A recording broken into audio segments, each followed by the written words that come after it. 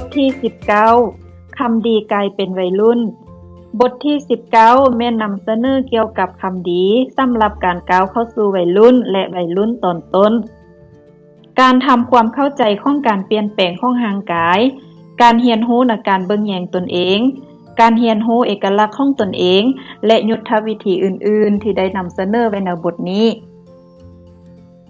คำดีมีอายุได้12ปีในปีต่อไปเราจะไปเข้าโรงเรียนมัธยม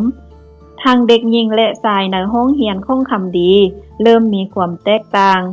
ในชั่วโมงเรียนวิชาวิทยาศาสตร์ของพวกเขาครูพรแก้วได้สอนพวกเขาเกี่ยวกับความเปลี่ยนแปลงทางร่างกายเมื่อก้าวเข้าสู่วัยรุ่นตอนต้นครูพรแก้วกล่าวเด็กชายจะมีคนไล่ขึ้นเมื่อก้าวเข้าสู่วัยรุ่นตอนต้นการดูแลตนเองเช่นการทำความสะอาดร่างกายอย่างถูกต้องและการโกนนวดแม้นมีความสำคัญในการจัดการกับการเปลี่ยนแปลงของร่างกายเมื่อก้าวเข้าสู่วัยรุ่นตอนต้นฉะนั้นในกิจกรรมกลุ่มในช่วงเรียนวิชาวิทยาศาสตร์ครูพรแก้วได้แยกระหว่างเด็กหญิงและเด็กชายออกเป็น2กลุ่มจากนั้นให้แต่ละกลุ่มสนทนากันเกี่ยวกับวิธีต่างๆในการดูแลตนเองเมื่อก้าวเข้าสู่วัยรุ่นตอนต้นครูพรแก้วอธิบายนักเรียนทุกคนนี่เป็นวิธีตัวอย่างในการดูแลตัวเองเด้อครูพรแก้วบอกกับคำดีและนักเรียนคนอื่นๆว่าพวกเขาจะพบความเปลี่ยนแปลงของภาคส่วนต่างๆในร่างกายของพวกเขาเองเมื่อพวกเขาก้าวเข้าสู่วัยรุ่นตอนต้นพวกเขาจะต้องปกป้องร่างกายของพวกเขาและบ่ให้บุคคลอื่นๆมาสัมผัสโดยเฉพาะแม่นภาคส่วนที่เป็นส่วนสงวนของร่างกายเราได้นำเสนอรูปภาพสุดลอยน้ำเพื่อช่วยให้พวกเขาเข้าใจว่าภาคส่วนที่เป็นส่วนสงวนของร่างกายของพวกเขานั้นแม่นอยู่บนใดเดแล้วเตือนนักเรียนว่าพวกเขาสามารถใช้ทักษะการสื่อสารแบบมีจุดยืนเพื่อปฏิเสธการก้าวกายทางเพศจากบุคคลอื่นๆครูพรแก้วบอกภาคส่วนต่างๆของร่างกายได้ถูกปกปิดด้วยสุดลอยน้ำภาคส่วนเหล่านั้นแม่นส่วนสงวนของร่างกายเด้อคำดีคาดการประพฤติที่เหมาะสมในสถานที่ส่วนตัวและในสาธารณะเราอาจจะแสดงพฤติกรรมส่วนตัวออกมาเช่นการสัมผัสภาคส่วนสงวนของร่างกายตนเองหรือเว้าถึงภาคส่วนสงวนเกี่ยวกับร่างกายของตนเองอย่างแหงเวลาเราอยู่ในที่สาธารณะ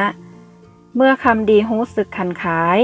เราก็จะแก้เสื้อออกและเกาหลังหรือภาคส่วนสงวนของร่างกายตนเองในทันทีครูพรแก้วอธิบายให้กับคำดีรับรู้ว่ามารยาทที่ปฏิบัติอยู่ที่บ้านและอยู่ที่สาธารณะนั้นแม้นมีความแตกต่างกันเราได้แสดงวิดีโอเกี่ยวกับมารยาทต่างๆและมารยาทในที่สาธารณะต่างๆให้คำดีเบิงครูพรแก้วบอกคำดีการแก้เสื้อออกอยู่ในที่สาธารณะต่างๆแม่นบ่ดีเด้อครูพรแก้วรู้ว่า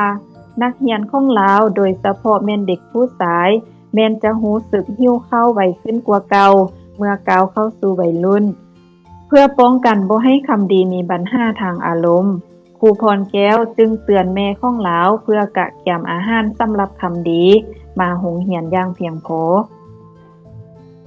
ส้มสุกกล่าวคำดีอาหารช่วยของเจ้าเป็นตาแซ่บหลายเนาะเพื่อช่วยเหลือคำดีให้กลายเป็นผู้ใหญ่ครูพรแก้วจึงให้แน่ใจว่าเราเองได้ให้โอกาสกับคำดีและหมู่เพื่อนคนอื่นๆอย่างเพียงพอในการเรียนรู้ทักษะการนำใช้ชีวิตประจำวันฉะนั้นพวกเขาจึงสามารถพัฒนาความเป็นอิสระในตนเองได้ครูพรแก้วบอกคำดีกรุณากวดเจียเศษทั้งหมดที่เจ้าทิ่มลงในพื้นห้องนี้เด้อครูพรแก้วรู้ว่า คำดีจะสามารถเรียนได้ดีกว่าเก่าถ้าว่าเราเข้าใจจุดบกพร่องของตนเองช่วงเวลาในการให้คำปรึกษาส่วนตัวครูพรแก้วช่วยให้คำดีเขียนในสิ่งที่เรายังบ่ทันสามารถเฮ็ดได้ดีออกมาและคิดหาวิธีที่เป็นไปได้ในการแก้ไขปัญหาเราสนับสนุนคำดีให้มีทัศนคติในด้านบวกเกี่ยวกับสิ่งต่างๆที่คำดียังบ่สามารถเฮ็ดได้คำดีเว้าค่อยจื้อเวียกบ้านของค่อยบ่ได้ครูพรแก้วเจ้าสามารถแก้ไขปัญหานี้ได้คือแนวใดคำดีค่อยสามารถเขียนลงในบันทึกประจำวันของค่อยเพื่อเป็นการกล่าวเตือนตนเอง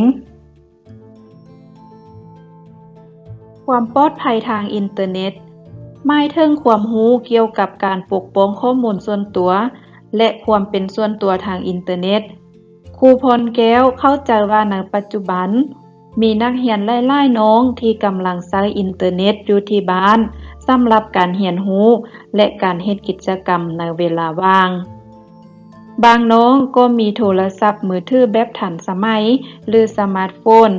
และบางน้องก็มีคอมพิวเตอร์อยู่ที่บ้านของพวกเขา